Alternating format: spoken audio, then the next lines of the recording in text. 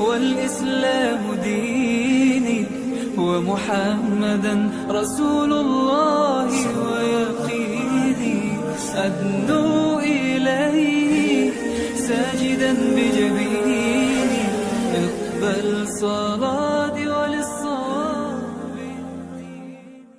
اس میں آپ کی خدمت میں قرآن مجید کے 21ویں سپارے کا خلاصہ عرض کیا جائے گا. سورہ عنکبوت کا آغاز پارہ نمبر 20 میں ہو چکا ہے، اور اس سپارے میں سورہ عنکبوت، سورہ روم، سورہ لقمان، سورہ سجدہ اور آخر میں سورہ احزاب کے تقریباً 3.5 رکوعات اس سپارے کا حصہ ہیں.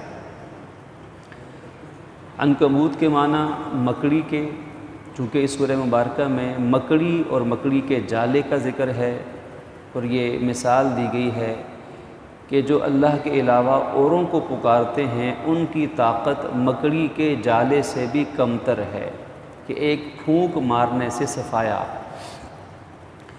اس رکوع کے اندر فرمایا کہ آپ جو مخالفین ہیں ان کی مخالفت کی پرواہ مت کیجیے، بلکہ اللہ کے حکم پر چلتے رہیے. نبی اکرم صلی اللہ علیہ وسلم کو یہ حکم اور پوری امت کو آپ کے وسیلے سے یہ تاکید ہے کہ اللہ اور اس کے رسول کے حکم اور طریقے پہ چلتے رہیں اور مخالفین کی پرواہ مت کریں، مخالفین سے مت گھبرائیں. جو کتاب آپ کی طرف وحی کی گئی ہے اسے پڑھیے اور نماز قائم کیجیے، بے شک نماز بے حیائی اور بری باتوں سے روکتی ہے، اور اللہ کی یاد سب سے بڑی ہے. جو تم کرتے ہو اللہ سب جانتا ہے.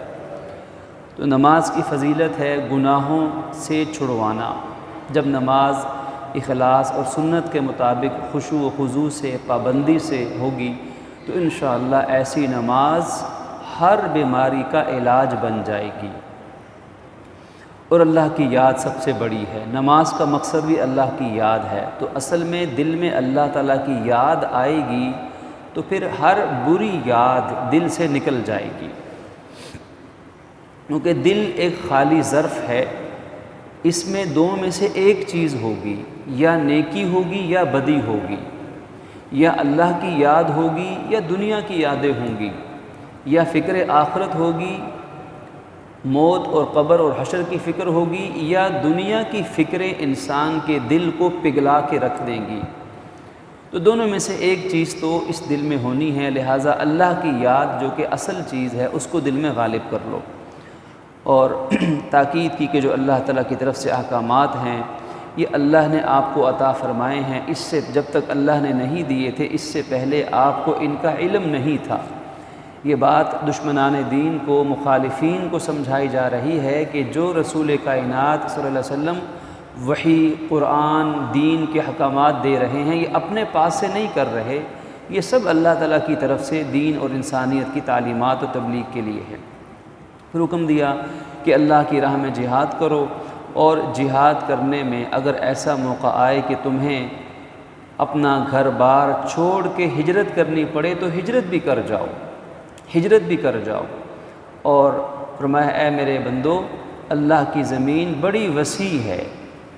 ہجرت کب فرض ہے؟ ہجرت تب فرض ہے جب انسان کسی ایسی جگہ پر رہ رہا ہے جہاں پہ دین کے احکامات پر عمل کرنا ممکن نہ رہے، ایمان کی حفاظت ممکن نہ رہے. تو اب اس پر فرض ہے کہ اس جگہ کو خیر بات کہہ کے کہیں اور چلا جائے. تو ایسے موقع پہ ہجرت کرنا فرض ہے. اور موت تو اپنے وقت پہ آنی ہے. کل نفس ذائقۃ الموت، موت سے تو کوئی نہیں بچ سکتا.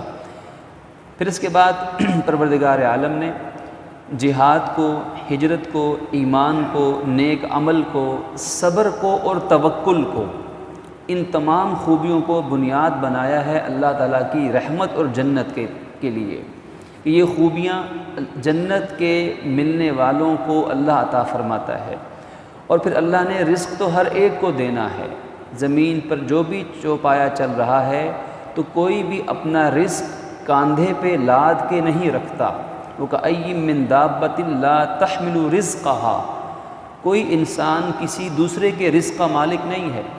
ماں باپ اپنی اولاد کے رزق کے مالک نہیں، اولاد ماں باپ کے رزق کے مالک نہیں، شوہر بیوی شوہر کے رزق کا مالک نہیں، کوئی ادارہ اپنے ملازم اپنے ادارے کا مالک رزق کا مالک نہیں، کوئی کسی دوسرے کے رزق کا مالک نہیں ہے۔ رزق دینے والی ذات صرف ایک اللہ کی ذات ہے، اللہ یرزقها و ایاکم۔ اللہ ہر چوپائے کو، ہر مخلوق کو اللہ رزق دینے والا ہے۔ مخالفین اس بات کو سمجھتے نہیں، اگر وہ سمجھ جائیں تو اطاعت آسان ہو جائے۔ آپ ان سے پوچھئے کہ آسمان و زمین کو کس نے پیدا کیا، سورج اور چاند کو کس نے کام پہ لگا رکھا ہے، سورج چاند اپنی ڈیوٹی پوری کر رہے ہیں۔ لَيَقُولُنَّ اللَّهُ کہیں گے اللہ ہی ہے یہ سارے کاموں کو کرنے والا، اللہ ہی ہے جو رزق دینے والا ہے جس کو چاہتا ہے، اور جس کو چاہتا ہے اپنے بندوں میں سے رزق کم کر دیتا ہے۔ اگر آپ ان سے پوچھیں کہ بتاؤ آسمان سے بارش کون اتارتا ہے، بتاؤ زمین کو کون زندہ کرتا ہے اس کے بنجر اور اس کے مردہ ہو جانے کے بعد، تو جواب دیں گے اللہ ہی ہے، اس کے سوا کوئی نہیں کر سکتا۔ ساری دنیا کی سائنسدانوں سے پوچھ لیں کہ آسمان آئنسٹائن نے بنایا، کیا بارش نیوٹن نازل کرتا ہے، یہ ساری چیزیں کس نے بنائی ہیں، تو دنیا کی ساری سائنس کہے گی اللہ کے سوا کوئی کچھ نہیں کر سکتا۔ قرآن نے پہلے بھی چیلنج کیا، یہ تو مکھی کا ایک پر نہیں بنا سکتے، مکھی منہ سے چیز چھین کے لے جائے وہ واپس نہیں لوٹا سکتے۔ تو یہ بات سمجھنی چاہیے کہ جس اللہ نے یہ سارا کچھ کیا ہے تو اس اللہ نے انسان کی ہدایت کے لیے پھر دین بھی بھیجا ہے۔ جو اللہ جسم کے لیے اتنا کچھ کر رہا ہے تو وہ ایمان اور روح کے لیے ہدایت کیوں نہیں اتارے گا؟ لہٰذا اللہ نے ہدایت قرآن کی صورت میں اتاری ہے اور اللہ کے نبی نے اس کو آگے پھیلایا ہے۔ اس پر ایمان لانے والے کامیاب ہیں، نہ لانے والے وہ ناکام ہیں۔ پھر سورہ روم کا آغاز ہے۔ سورہ روم میں 3 باتیں بتائی گئی ہیں۔ پہلی چیز ہے اسلام کا غلبہ، اسلام غالب آئے گا۔ دوسری بات یہ بتائے گی کہ غلبے کے دلائل کیا ہیں، کیسے اسلام غالب آئے گا، کون سی قوت اور طاقت ہے، اور تیسری بات بتائے گی کہ اسلام کے غلبے کی شرائط کیا ہیں۔ وہ اصول بتائے گئے ہیں کہ جن اصولوں کی وجہ سے اسلام اور امت مسلمہ نے غالب آنا ہے۔ سورہ روم چونکہ اس صورت کے آغاز میں فرمایا گیا غلبت الروم، روم کو ابھی فی الحال شکست ہوئی ہے زمین کے ایک چھوٹے سے ٹکڑے میں، لیکن اس مغلوبیت کے بعد، شکست کے بعد ملک روم وہ غالب آ جائے گا چند سالوں کے اندر، 3 سے 9 سال کا عرصہ ہے۔ یہ سورہ مبارکہ اور اس کی ابتدائی آیات اس موقع پر نازل ہوئیں کہ جس موقع پر دنیا میں 2 جگہوں پہ جنگ جاری تھی، مارکے جاری تھے۔ ایک مارکہ تھا مسلمانوں کا اور مشرکین مکہ کا، دوسرا مارکہ تھا ایرانی حکومت کا، فارس ایران کا، اور ملک روم کا۔ اب جو رومی تھے یہ اہل کتاب تھے، عیسائی تھے، اور جو ایرانی تھے یہ مشرک تھے، مجوسی تھے، اور ان کے مقابلے میں اہل ایمان اہل قرآن وہ مسلمان تھے، اور مشرک مکے کے لوگ تھے۔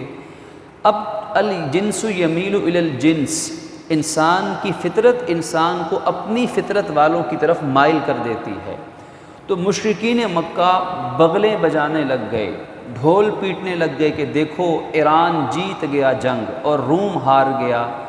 انہوں نے اس چیز کو اپنے حوصلے کا ذریعہ بنایا، ڈوبتے کو تنکے کا سہارا، اور کہنے لگے کہ دیکھو جیسے ہم جیسے لوگ یعنی مشرک ایرانی جیسے وہ فتح یاب ہوئے، ایسے ایک وقت آئے گا کہ ہم بھی مسلمانوں کو شکست دے دیں گے۔ اس طرح کی باتیں مشرکین نے کی تو اللہ رب العزت نے فرمایا کہ تم اس پر خوشی مت مناؤ، کیونکہ اللہ روم کو دوبارہ فتح یاب فرمائے گا۔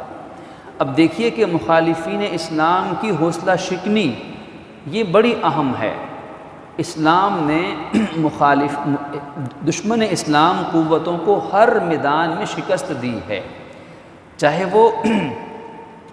وہ ایک اخلاقی میدان ہے، حوصلے کا میدان ہے، علمی میدان ہے، معاشرتی میدان ہے، معاشی میدان ہے۔ آج امت مسلمہ قرآن کو چھوڑنے کی وجہ سے، اللہ کے نبی کی سنت اور سیرت کو چھوڑنے کی وجہ سے ہر میدان میں مغلوب ہے، سوائے ایک میدان کے، اور وہ میدان ہے اسلام کی حقانیت، سچائی اور اسلام کی تعلیمات کا میدان۔ اسلام اپنے دلائل کے ساتھ ہمیشہ سے غالب ہے، ہمیشہ غالب رہے گا، کوئی اس کو مغلوب نہیں کر سکتا۔ اللہ کرے کہ اسلام کی ان سچی غالب آنے والی تعلیمات کو جب نافذ کیا جائے تو مسلمان اور امت مسلمہ ہر میدان میں غالب آ جائے۔ تو اخلاقی لحاظ سے مورلی بھی اسلام نے کبھی دشمن کو اپنے اوپر غالب نہیں آنے دیا۔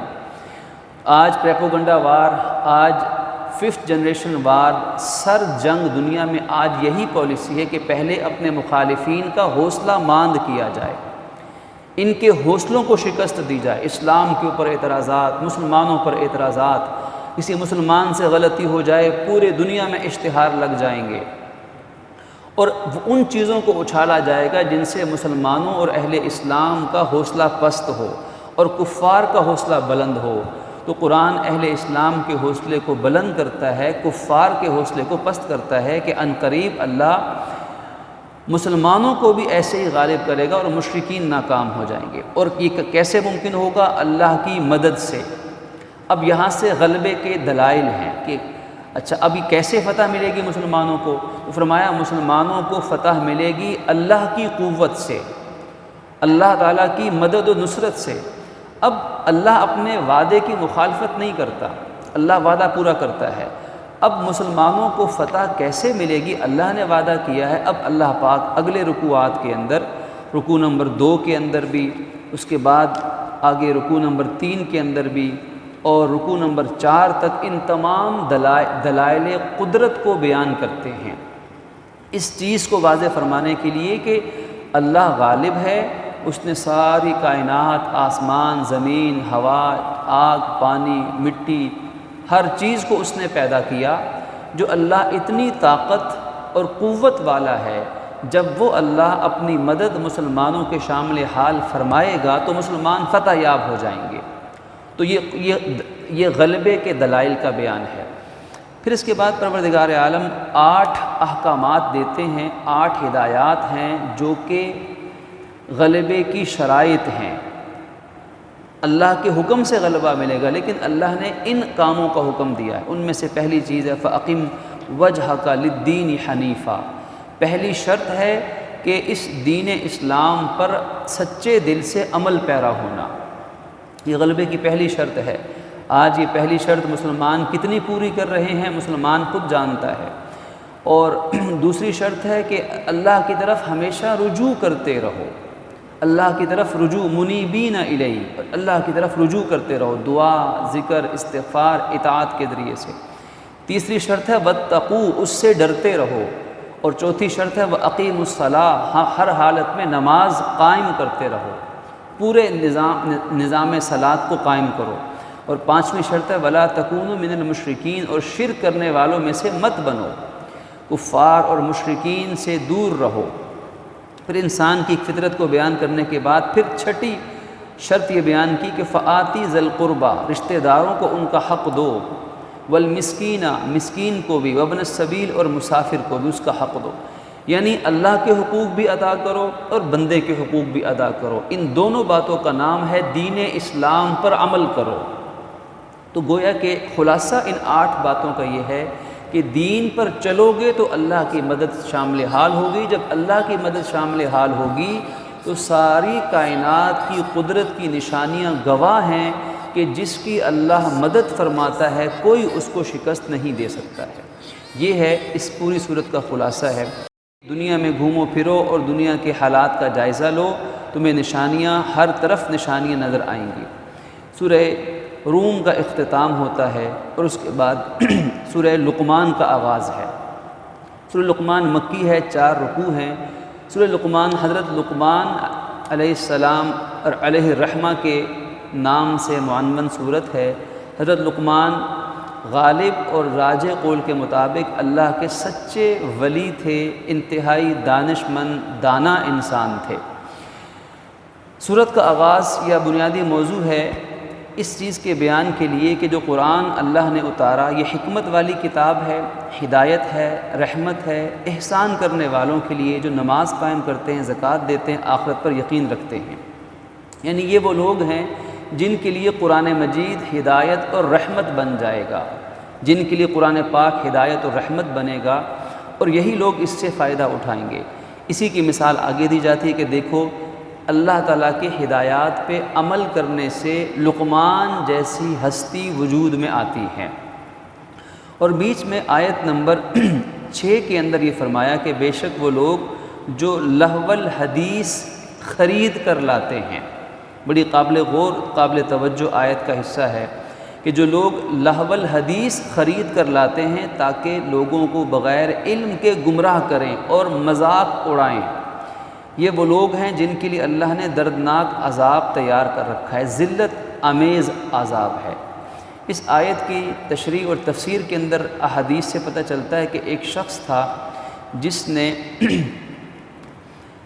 گانے والی عورتیں خریدی، طوائف نما عورتیں خریدیں، اور وہ ان کو بلاتا اور لوگوں کو شراب اور گناہ کی دعوت دیتا۔ وہ عورتیں گانے گاتی، گانا بجانا ہوتا، ناچ ڈانس ہوتا، اور لوگوں سے کہتا کہ تم جو قرآن سنتے ہو نا، محمد کا قرآن صلی اللہ علیہ وسلم، اور جو ان کی باتیں سنتے ہو یہ اس سے بہتر نہیں ہے۔ یہاں گانا بجانا ہے، میوزک ہے، ڈانس ہے، انجوائمنٹ ہے۔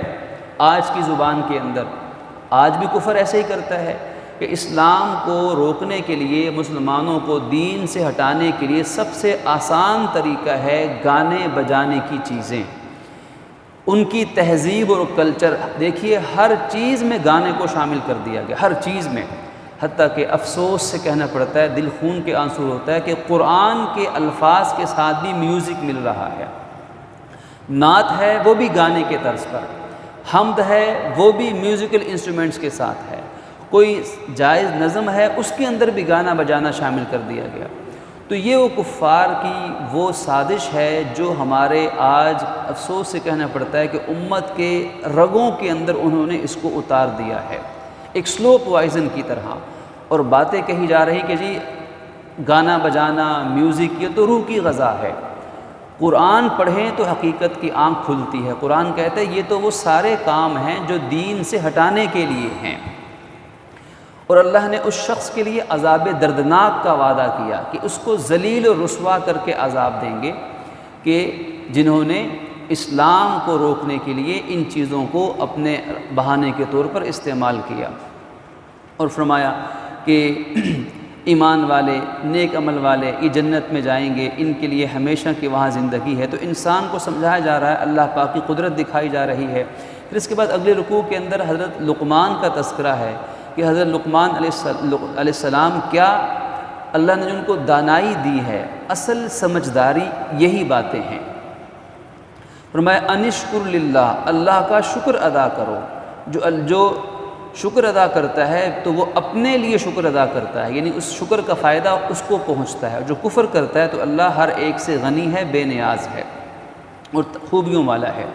پھر حضرت لقمان نے اپنے بیٹے کی تعلیم و تربیت کی، اولاد کی تعلیم و تربیت کیسے کی جائے، آج کے اس جدید ترقی یافتہ دور کے اندر بہت بڑا مسئلہ ہے کہ جتنی تعلیم، ڈگریاں، جتنے پروگرامز، جتنی یونیورسٹیاں، تعلیمی ادارے، جتنی انویسٹمنٹ اس ایجوکیشن کے شعبے پر ہے پوری دنیا کے اندر، جوں دوا کی مرض بڑھتا چلا گیا۔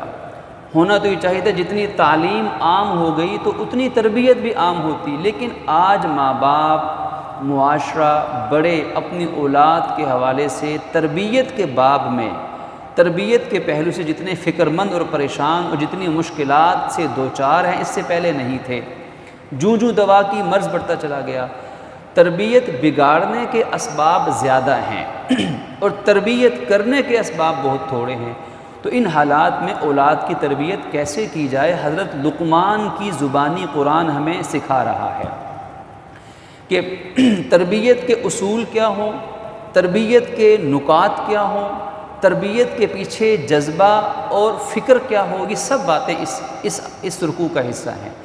تربیت کے پیچھے جذبہ ہے محبت کا جذبہ، ہمدردی کا جذبہ، اپنی اولاد اور جن کی تربیت کرنی ہے ان کی دنیا اور آخرت کو بنانے کا جذبہ، یہ خیر خواہی، محبت، ہمدردی کا جذبہ پیچھے ہوگا۔ اب طریقہ کیسا ہوگا؟ طریقہ ہوگا محبت سے۔ آج کے دور میں اور پہلے بھی ایسا رہا، مار پیٹ سے تربیت نہیں ہوتی۔ تربیت کے لیے ایک حد تک آزادی دینا شرط ہے، آزادی کے بغیر تربیت نہیں ہوتی۔ تو محبت، حکمت، رحمت، شفقت، احسان، پیار سے بلانا تک اپنی اولاد کو پیار سے بلایا جائے، اے میرے پیارے بیٹے، اے میرے جگر کے ٹکڑے، اے میرے نور چشم، اے میرے لاڈلے، اے میرے چہیتے، اپنی اولاد کو، اے میری پیاری بیٹی، اپنی اولاد کو پیار سے بلانا، یہ بھی اسی محبت کی تربیت کا ایک اصول ہے۔ اب دیکھیے اس رکوع میں بار بار لقمان اپنے بیٹے لبنی ہی اپنے بیٹے سے، اے میرے پیارے بیٹے، یا بنیا، اے میرے دل کے ٹکڑے، محبت سے خطاب ہے۔ تو جب ماں باپ محبت دیں گے اولاد کو، استاد شاگرد کو، معاشرے کے بڑے چھوٹوں کو، تو جو جنریشن گیپ کا آج مسئلہ ہے یہ ختم ہو جائے گا۔ جنریشن گیپ کی سب سے بنیادی وجہ ہے کہ بڑوں کا چھوٹوں پہ مشفقانہ جذبے کی کمی۔ مصروفیت کا زمانہ ہے، بڑوں کے پاس چھوٹوں کو دینے کے لیے وقت نہیں، باقی سب کچھ دینے کے لیے ہے، وقت نہیں ہے۔ جب وقت نہیں ملتا تو ان کو محبت و شفقت سے محرومی ہوتی ہے، تو جنریشن گیپ خود بخود پیدا ہو جاتا ہے۔ تو یہاں محبت ملے گی تو خود بخود اولاد قریب ہو جائے گی، نسل نو اپنے بڑوں کے قریب ہو جائے گی۔ تو ایک اہم اصول۔ اور پھر اس کے بعد تیسری چیز ہے کہ پھر سلیبس کیا ہو، تربیت میں نکات کیا ہوں۔ تو نکات ہیں سب سے پہلے ایمان، عمل صالح، اخلاقیات، معاشرت، معاملات، یہ ساری چیزیں تربیت کے نکات ہیں، ہر چیز اس کے دائرے میں ہے۔ اب ان تین بنیادی باتوں کو کہ تربیت کے لیے جذبہ کیا ہے، تربیت کے لیے طریقہ کیا ہے، اور تربیت کا نصاب اور نکات کیا ہوں گے، ہمیں ان آیات سے یہ بات سمجھ میں آ سکتی ہے۔ جب لقمان نے اپنے بیٹے سے کہا، بیٹے کو وہ نصیحت کر رہے تھے بڑی محبت سے، اے میرے بیٹے، اللہ کے ساتھ شرک مت کرنا، شرک بہت بڑا ظلم ہے۔ ایمان پہلے بچوں کا، اولاد کا ایمان مضبوط کیا جائے، ایمان مضبوط کرنے کی محنت ہے۔ اور ہم نے انسان کو وصیت کی کہ والدین سے حسن سلوک کرے۔ اس کی والدہ نے اس کو اپنے گود میں اٹھایا، اپنے پیٹ میں سنبھالا پالا، اور پھر فرمایا کہ تم شکر کرو میرا اور والدین کا، اللہ کے حقوق بھی، ماں باپ کے حقوق بھی، یہ ہے متوازن تعلیم۔ اور اگر وہ تجھے مجبور کریں کہ تم میرے ساتھ کسی کو شریک بناؤ جس کا تمہیں علم نہیں، تو تم ان کی بات مت مانو، لیکن دنیا میں بھی ان کے ساتھ اچھا برتاؤ کرو۔ تو تربیت کا اصول یہ ہے کہ عمل اچھائی کی بنیاد پر ہوگا، کسی کے کہنے پہ بھی برائی نہیں کی جا سکتی، چاہے وہ ماں باپ ہی کیوں نہ ہو۔ اور اللہ کی طرف رجوع کرنے والوں کے راستے کو اپناؤ۔ اے میرے پیارے بیٹے، اس بات کو ذہن میں رکھنا کہ اگر ایک رائی کے برابر دانہ بھی اگر کہیں وہ پڑا ہوگا، کسی پتھر کے اندر پڑا ہوگا یا آسمانوں و زمین میں کہیں ہوگا، تو اللہ اس کو بھی حاضر کر دے گا۔ یعنی اولاد کو یہ احساس دینا کہ اللہ تمہیں ہر جگہ دیکھ رہا ہے۔ قربان جائیے قرآن کے اس اصول پر کہ آج اگر دیکھا جائے تو اس اصول کے بغیر اولاد کی تربیت ناممکن ہے، ہر انسان بے بس ہے۔ کوئی ماں باپ، کوئی استاد، کوئی بڑا اپنی اولاد کے ساتھ ہر وقت نہیں رہ سکتا، ہر وقت نگرانی، مانیٹرنگ ناممکن ہے آج کے دور میں۔ اور جتنے طریقے برائی کے نئے سے نئے نکل آئے ہیں، تو ممکن ہی نہیں کسی اولاد کا، کسی انسان کا بچنا جب تک اس کے دل میں یہ بات نہ بیٹھی ہو کہ میرا رب مجھے دیکھ رہا ہے۔ ماں باپ نہیں ہے، کوئی بھی نہیں ہے، لیکن اے میرے بیٹے، ایک رائی کے برابر بھی دانہ ہوا نہ، چاہے پتھر میں ہو، آسمان و زمین میں، اللہ اس کو بھی لے کر آئے گا، یعنی اس تک بھی اللہ کی رسائی ہے۔ تو اللہ کا بندہ ہے، اور اللہ بڑا باریک بین ہے، خبر رکھنے والا ہے۔ ایمانیات، اخلاقیات، فکری تربیت ہے، اعمال کی تربیت ہے۔ اے میرے پیارے بیٹے، نماز قائم کرتے رہنا، نیکی کا حکم دیتے رہنا، بدی سے منع کرتے رہنا، اور کوئی مصیبت پیش آئے تو صبر کرتے رہنا، اور لوگوں کے سامنے اپنے چہرے کو مت پھولانا، اپنے رخسار کو مت پھولانا، یعنی لوگوں سے چہرہ مت، بد اخلاقی سے مت پیش آنا، اور زمین پہ اکڑ کر تکبر سے مت چلنا۔ یہ سارے اخلاقیات کی تعلیم ہے۔ اور اپنی چال میں میانہ روی رکھنا، اور اپنی آواز کو بھی درمیانے رکھنا، بہت چیخ کر مت بولنا، آواز کے اندر بھی ٹھہراؤ ہو، کیونکہ جو سب سے بری آواز ہے وہ تو گدھے کی آواز ہے۔ تو یہ ساری تربیت، اور پھر اس کے بعد اللہ تعالیٰ کی قدرت کے دلائل قدرت کی نشانیاں، قدرت کے نشانیوں کو بیان کرنے کے بعد پھر آخرت کے احوال کو بیان کیا گیا، اور اللہ کی نعمتوں کو بیان کرنے کے بعد آخر میں اللہ پاک 5 ایسی باتوں کو بیان فرماتے ہیں جنہیں مغیبات خمسہ کہا جاتا ہے۔ وہ 5 باتیں جنہیں اللہ کے سوا کوئی نہیں جان سکتا، ان تفصیلات کے ساتھ جن کو اللہ جانتا ہے۔ یہ اس بات کا جواب ہے کہ آج کے پڑھے لکھے انسان کے ذہن میں یہ سوال پیدا ہوتا ہے کہ ان باتوں کا علم تو کسی حد تک تو انسان کو بھی ہوتا ہے، سائنسی آلات ہیں ان سے کچھ پتہ چل جاتا ہے، لیکن جواب عرض کر دیا کہ جو تفصیلات، جن تفصیلات سے اللہ جانتا ہے کوئی نہیں جان سکتا، چاہے سائنس کتنی ترقی کر جائے۔ اور فرمایا کہ ان اللہ عند علم الساعہ، اللہ کو ہی پتہ ہے قیامت کب آنی ہے۔ سائنس یہ تو بتا رہی ہے کہ اس کائنات کی عمر پوری ہو چکی ہے، کسی وقت کچھ ہو جائے گا، لیکن کب ہوگا، قیامت کب آئے گی، صرف اللہ جانتا ہے۔ وَيُنَزِّلُ الْغَيْثَ، اور وہی جانتا ہے کہ بارش کب برسنی ہے۔ اب صرف بارش برسنے کا علم نہیں ہے، پوری تفصیلات کے ساتھ، مکمل تفصیلات کے ساتھ، حتیٰ کہ یہاں تک بھی کہ بارش کا یہ ٹکڑا کہاں جا کے برسے گا، اس کا ایک ایک قطرہ زمین کے کس حصے میں گرے گا، اور اس قطرے کے ساتھ ہوگا کیا، مکمل تفصیلات صرف اللہ کو علم ہے۔ لوگ سائنسی آلات کے ذریعے سے پیشن گوئیاں تو کر سکتے ہیں، لیکن تفصیلات کا علم اللہ کے سوا کسی کو نہیں ہے۔ اور وہی جانتا ہے جو کچھ ماؤں کے پیٹوں میں ہے، مادہ کے پیٹ میں کیا ہے، مذکر ہے، مؤنث ہے، کس حالت میں ہے۔ آج سائنس کچھ نہ کچھ بتا سکتی ہے، لیکن تفصیلات کا علم صرف اللہ ہی کو ہے کہ بیٹا پیدا ہوگا یا بیٹی، سانسیں کتنی لے گا، رزق کتنا اس کا ہوگا، سب اللہ رب العزت کو علم ہے۔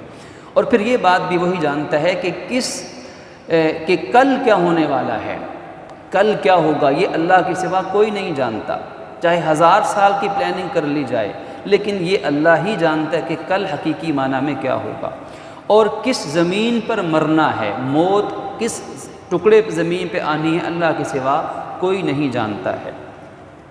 تو یہ 5 مغیبات خمسہ ہیں جو اللہ تعالیٰ کی قدرت کی نشانیاں ہیں، اللہ پاک اس کو جانتے ہیں۔ اللہ پاک نے اپنا تعارف سورہ لقمان کے ذریعے ہمیں کروایا۔ اس کے بعد سورہ سجدہ ہے، مکی صورت ہے، 3 رکوعات 30 آیات پر مشتمل ہے۔ اس سورہ مبارکہ میں یہ بتایا جا رہا ہے کہ جس خالق عز و جل نے اس کائنات کے ذریعے سے اس مٹی ہے، زمین ہے، اس سے اللہ بے شمار چیزوں کو پیدا کر رہا ہے۔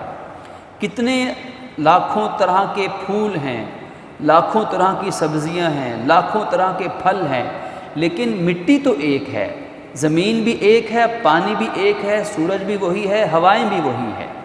تو جو اللہ اتنے تغیرات کے ساتھ اس کائنات کو پیدا کر رہا ہے انسان کے فائدے کے لیے، تو اس اللہ نے اپنی رحمت سے انسانوں کے لیے اس دین کو بھی روحانی غذا کے طور پہ نازل کیا ہے، اور وہ روحانی غذا اس کی بنیاد ہے قرآن مجید۔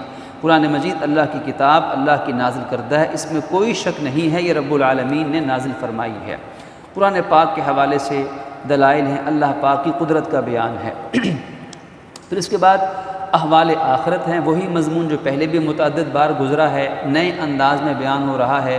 اللہ پاک آخرت کے احوال کو بیان فرماتا ہے کہ قرآن سے فائدہ اٹھانے والے لوگ آخرت میں کامیاب ہو رہے ہیں، اور قرآن سے فائدہ نہ اٹھانے والے لوگ آخرت میں ناکام ہو رہے ہیں۔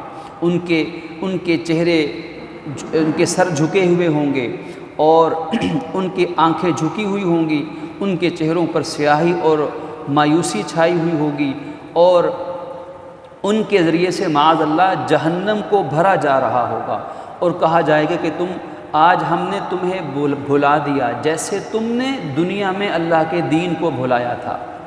اور جو ایمان والے ہیں ان کی اللہ نے نشانیاں اور عادات بیان کی کہ جب ان کے سامنے اللہ کی نشانیاں پڑھی جاتی ہیں تو وہ روتے ہوئے سجدے میں گر جاتے ہیں، سجدے میں گرتے ہیں، اللہ کی تسبیح کو بیان کرتے ہیں، تکبر نہیں کرتے ہیں، رات کے وقت میں خوف کے عالم میں اور محبت و شوق سے اپنے رب کو پکارتے ہیں، ان کے بدن بستروں سے جدا رہتے ہیں۔ اور اللہ نے ان کے لیے ایسی نعمتیں تیار کر رکھی ہیں کہ جن کا خیال کسی دماغ میں آیا، نہ کسی کان نے سنا، نہ کسی آنکھ نے دیکھا۔ ان کے لیے اللہ نے ایسی آنکھوں کی ٹھنڈکیں تیار کر رکھی ہیں۔ اور پھر ایمان والوں کی مزید کچھ ان کے بارے میں اللہ پاک نے ان کی علامات کو بیان کیا اور آخرت کو بیان کیا۔ رکوع نمبر 3 کے اندر حضرت موسیٰ علیہ السلام کا تذکرہ ہے کہ جیسے موسیٰ علیہ السلام کو اللہ پاک نے غالب کیا، ایسے ہی اللہ پاک اپنے نبی آخر الزمان صلی اللہ علیہ وسلم کو بھی غالب فرمائے گا۔ پھر اس سپارے نمبر 21 کی آخری سورہ سورہ احزاب ہے، یہ مدنی سورت ہے، 9 رکوع ہیں، 73 آیات مبارکہ ہیں۔ اس سورہ مبارکہ کا بنیادی موضوع یہ ہے کہ اللہ پاک اپنے نبی صلی اللہ علیہ وسلم کو تاکید فرما رہے ہیں کہ آپ نے جتنے منافقین ہیں، کفار ہیں، مخالفین ہیں، ان کا کہنا نہیں ماننا، آپ نے اللہ کے حکم اور وحی پر چلنا ہے، اور اس حکم پر چلنے میں کوئی بھی رکاوٹ آ جائے تو آپ خاطر میں نہیں لائیں گے، حتیٰ کہ اگر قریبی رشتہ دار بھی آ جائیں، قریبی خونی رشتہ دار بھی آ جائیں، تو تب بھی آپ کا کام ہے، آپ کی ذمہ داری ہے کہ اللہ کے حکم پہ چلتے رہنا۔ اے نبی جی، اللہ سے ڈرتے رہیے اور کفار منافقین کی پیروی مت کیجیے۔ اگلی آیت میں فرمایا کہ جو آپ پہ وحی کی گئی ہے آپ کے رب کی طرف سے، آپ اس کی اتباع کرتے رہیے۔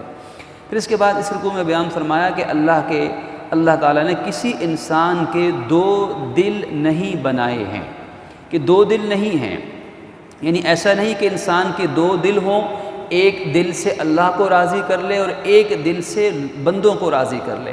لہٰذا نبی پاک صلی اللہ علیہ وسلم بھی ایسا نہیں کریں گے کہ اللہ کو بھی راضی کریں اور اللہ کے دشمنوں کو بھی راضی کریں۔ یہ آج کی عجیب پالیسی ہے کہ اللہ بھی راضی ہو جائے اور دشمن خدا بھی راضی ہو جائے۔ رحمان کو بھی راضی کرنا چاہتے ہیں اور رام کو بھی راضی کرنا چاہتے ہیں، مسجد بھی آباد کرنا چاہتے ہیں اور مندر بھی آباد کرنا چاہتے ہیں، ریاست مدینہ بھی بننی چاہیے اور ریاست کفریہ بھی بننی چاہیے۔ اللہ پاک فرماتے ہیں 2 دل نہیں ہیں، میرے پیغمبر کے 2 دل نہیں ہیں، میرے حبیب کے 2 دل نہیں ہیں کہ وہ مجھے بھی راضی کرے اور مشرکین اور اعتراض کرنے والوں کو بھی یہ ایک کو راضی کرے گا اور وہ اپنے رب کو راضی کرے گا۔